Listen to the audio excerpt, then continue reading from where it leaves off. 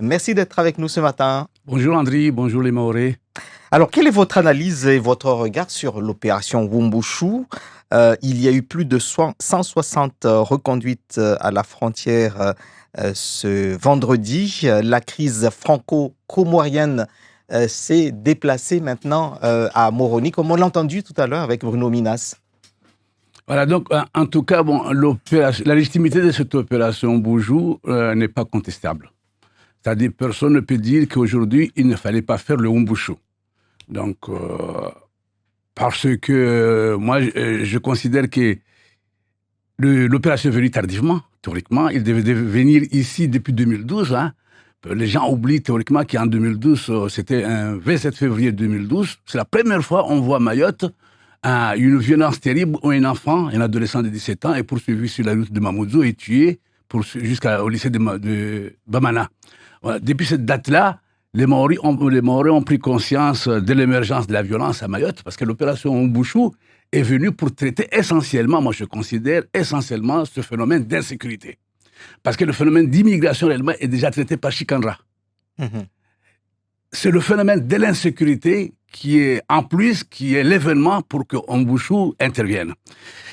Et l'avantage cette fois-ci par rapport aux beaucoup d'opérations qui ont eu lieu sur ce territoire, enfin une opération arrive et traitée conjointement avec tout le monde. On l'a connu sur la départementalisation avec Denis Robin, le préfet du département. Il est venu traiter un sujet dont les Maoris voulaient. Enfin, une opération dont les Maoris ont souhaité depuis des années, l'État s'engage à le faire. Voilà. C'est la deuxième fois qu'on voit quelque chose qui est réalisé à la fois par l'autorité étatique, le département, les collectivités municipales et la population du Mandjara à travers les collectifs, les intersyndicales, etc. Voilà, c'est la deuxième fois qu'on voit ça. Hein. On l'a vu, la première fois c'était avec la départementalisation dont l'État avait nommé un préfet de département qui était Denis Robin, et la seconde fois c'est aujourd'hui. Alors, vous avez dit voulu par la population. Ici à Mayotte, les gens comprenaient le pourquoi de l'opération. Par contre, ailleurs, il fallait que les Mahorais de La Réunion, les Mahorais de l'Hexagone ont dû faire une explication de texte, expliquer pourquoi il fallait le faire et convaincre l'opinion publique. Il y a eu des débats sur plusieurs médias, il y a eu des manifestations pour Wumbushu, pour montrer que et expliquer ce que c'est. Pourquoi soutenir Wumbushu?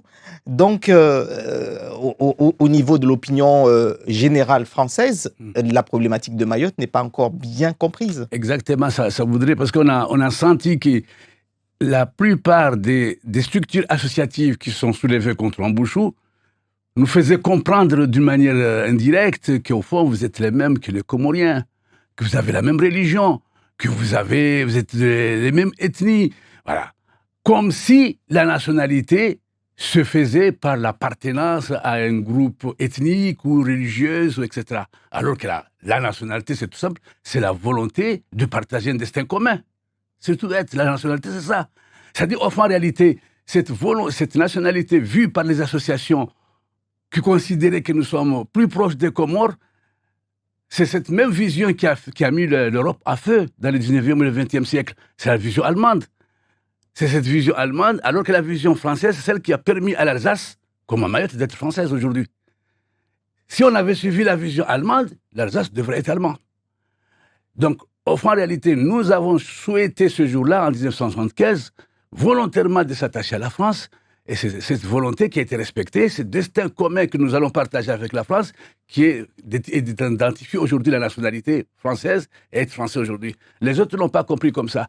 Et malheureusement, la population de Mayotte, ou heureusement, on peut le dire ainsi, elle est très jeune, elle n'a pas connu cette histoire, même on l'a vu. Moi, j'étais très obligé d'être dans ma page Facebook, faire des explications de texte également, et expliquer aux gens le choix des Mahorais d'être français aujourd'hui, et ensuite expliquer aux gens que l'opération Wumbushu, même si je suis moins d'accord par le nom, parce que moi je le dis l'opération Cassidi, qui est différente de Wumbushu. Wumbushu c'est un peu léger. Cassidi c'est la volonté réellement de résoudre le problème. C'est une sorte d'assainissement total qu'il faut faire dans ce territoire. Alors que Wumbushu c'est comme si on avait tenté quelque chose. On ne tente rien là. On est obligé de rentrer dans une opération qui assainit théoriquement le territoire sur ces aspects de violence pour qu'enfin nous puissions démarrer, pour 2 raisons. Première raison, je rappelle, Henri, que le domaine de Mayotte a été complètement gelé pendant des années. Première année, il a été gelé toute la partie avant 1975, parce que le gouvernement comorien avait utilisé tous les moyens de l'autonomie interne pour développer leurs îles au détriment de Mayotte. Nous sommes arrivés en 1975, nous sommes séparés. Le domaine de Mayotte était de nouveau gelé, parce que chaque fois qu'on demandait quelque chose à l'État, on nous disait « Vous n'êtes pas encore département, attendez ». Nous avons longtemps entendu, et en 2011, Mayotte est département, émerge en 2012 la violence, qui encore gèle le développement de Mayotte. Parce que les gens ne peuvent pas sortir pour aller travailler, les gens sont violentés dans tous les sens, et ces aspects-là de violence gèlent encore de nouveau le développement de Mayotte. Donc nous sommes dans l'obligation d'assainir. Alors justement, vous parliez de quelques dates de l'histoire. On a beaucoup parlé, je disais tout à l'heure, de Mayotte sur les médias nationaux. Beaucoup découvraient Mayotte et son histoire. Une histoire pour les uns qui commençait après la départementalisation en 2011. Pour d'autres, c'était en 1975 à l'indépendance des Comores et pour d'autres encore en 1841 avec la cession de Mayotte à la France. Alors quand commence réellement l'histoire de Mayotte L'histoire française? de Mayotte avec la France débute en 1841. Ça, c'est clair. Les Comores qui disent que Mayotte leur appartient, la présence de Mayotte avec les Comores n'a duré que 25 ans, on va le dire, c'est 1946. Après avoir été Madagascar et dépendance, on sort de Madagascar dépendance, on devient le territoire des Comores en 1946 jusqu'en 1975. C'est-à-dire, c'est quelques années passées en commun, on n'a pas la possibilité de créer une nation. C'est très peu. Voilà. Et ensuite, l'histoire de Mayotte, maintenant, administrativement, on a débuté en 1975, dans l'administration française. Voilà, il faut le voir comme ça. Donc, en réalité, Mayotte n'a jamais, quelles que soient les circonstances, appartenu d'une manière claire avec les Comores. C'est l'archipel des sultans batailleurs. Et heureusement, nos aînés, Kadi Omar et André Ansouliou, ont pensé protéger Mayotte en s'associant directement avec la France, en vendant Mayotte à la France. Et alors, comment analyser la crise diplomatique entre la France et l'Union des Comores qui revient de temps en temps et avec toujours comme Mayotte comme enjeu? Je me rappelle d'une époque où on parlait du combat Mayotte française. Est-ce que ce combat n'est pas alors totalement gagné? Ce combat est totalement gagné. Mais en réalité, au fond, les Comores, leur revendication territoriale de Mayotte n'a que des sens dans l'expression, mais pas dans les faits. Comment voulez-vous revendiquer Mayotte alors que vous-même, vous souhaitez obtenir la nationalité que vous souhaitez faire sortir Mayotte? De nombreux dirigeants comoriens sont de nationalité française. La meilleure façon de faire, s'ils voulaient réellement démontrer qu'ils ont intérêt à avoir Mayotte avec eux, c'est de dire, nous, on ne reconnaît pas la nationalité française, nous voulons garder une nationalité qui est dite comorienne, alors que la nationalité comorienne n'existe aussi que dans l'expression. Vous demandez à un grand Comorien, il va vous dire, moi je suis Ngazidja d'abord, avant d'être Comorien. Vous demandez à un Najonais, il va dire, moi je suis Mouali avant d'être Comorien. Vous demandez à un Moélien, il va vous dire, moi je suis Moualir avant d'être Comorien. Vous demandez à un Maoré, il va dire, moi je suis Maoré. C'est-à-dire, ça confirme l'archipel des sultans. Chacun, d'abord, même dans sa langue, est ce qu'il est avant d'être l'unité qui a été souhaitée, l'unité des Comores. En réalité, c'est ça.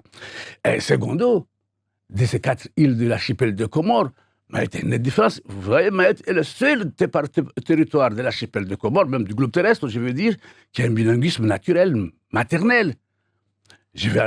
Moi, j'ai fréquenté la Grande Comore, je n'ai jamais entendu parler d'un village ou d'une ville à Grande Comore qui parle totalement chibouchi. Je n'ai pas eu le temps d'aller en Joie, mais je sais qu'en Joie, certainement, il n'y a aucun village ou une ville qui parle chibouchi.